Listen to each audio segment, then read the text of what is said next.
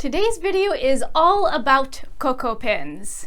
I love the movie Coco, and it's the perfect season for it since Dia de los Muertos is coming up. Coco is a great movie for so many reasons, but there has never been a movie that made me cry so much. I remember watching it in theaters and at the end just be full-on bawling in tears. And I don't normally cry during movies, let alone like full-on sobbing in movie theaters, but it really is such a wonderful movie and I love the message of it. So today I have some Coco mystery pins to share and unbox, and then I also wanted to share my whole Coco Disney pin collection since I don't think I've given that its own video before. Just recently at Walt Disney World, they released a Coco Open Edition mystery pin set. These were actually very difficult to find and come across. Whenever they're stocked, they seem to be bought out really quickly. I don't think they've hit Disneyland quite yet. I got these picked up for me from the Facebook group Kenny Shops Disney World, which I'll link to in the description if you're looking for any kind of merchandise picked up from Disney World. But I'm super excited that I was able to get 2 boxes of these. So here's a little up close of our box. It says "Remember Me" and Disney Pixar Coco on the front. Just such pretty colors, really unique artwork style. This is a 10-pin collection and normal mystery box with 2 pins inside. And these are all the options for the pins. So I really do like the design of these. I haven't really seen any other Coco pins or merch that look like this, but it's a kind of a cuties, much more animated style. But options, we've got Miguel, we have Dante, Mama Coco, Pepita as an alebrije, a guitar, some skulls or calaveras, Ernesto de la Cruz, then Hector, Dante as an alebrije, y Mama Imelda.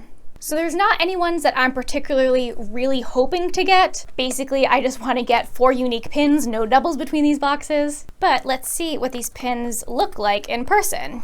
The mystery boxes themselves are so nice and pristine because they were shipped in a box. Normally I get my stuff shipped to me in mailers, so boxes get a little worse for the wear in the mail, but these are like fresh and crisp. These blind bags feel like they actually have a little piece of paper or kind of thin cardboard inside.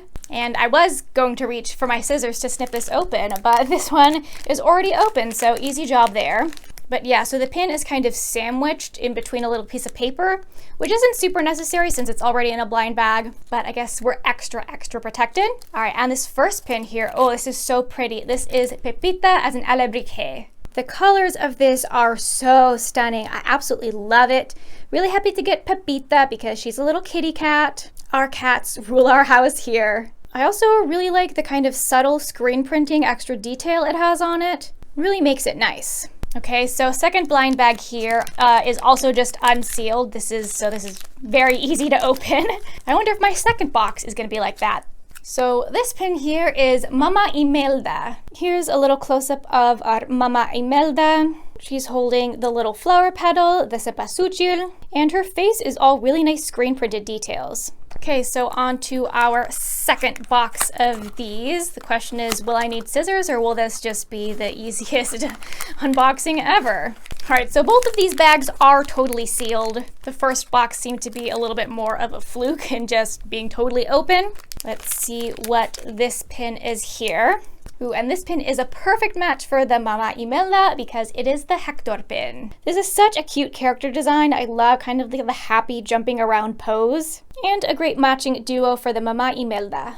All right, then we have our final pin here. Let's see this one. This last pin is perfect because it is Miguel. Super happy to get the Miguel pin. The colors and the stylized design are just perfect. Super happy to have gotten those 4 pins. Pins which I will now be able to add to my Coco collection. So I don't have Coco pins on their own board. This is kind of a Pixar board, but Coco here is the largest section and it's the whole bottom half. So we'll bring the camera in for a little tour of this collection. So I might have to do a little rearranging to get these brand new pins on there, but this is a little overview of all of my Coco pins.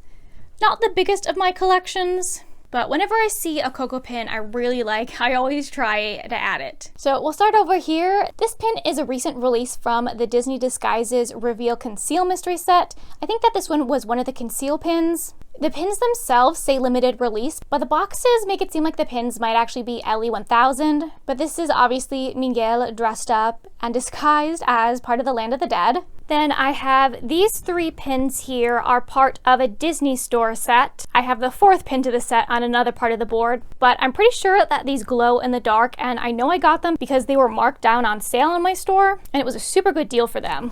This next pin is another pretty recent acquisition. It is a Disney Movie Club pin, so you have to have reached VIP level status in order to be able to purchase the pins. And did I join the club and gain the status primarily for the perk of being able to get the exclusive pins? Yes, but the design and colors of this one are just so pretty. I do have a few of the Coco puzzle pieces. I think the puzzle pieces that I have are all LE 900. So I have one with Mama Coco, and then I also have Pepita as an alebrije. It's kind of the center of my collection here. I have this pin, which is from the Disney Studio Store Hollywood, and it is an LE of 300. I love it because it has the family together. I have a very small family, so a family means a lot. And it's just kind of a nice reminder and way to remember all my grandparents who have passed. There's then this little 2-pin set. These are Loungefly pins from Boxed Lunch. So a little Remember Me scroll with a guitar.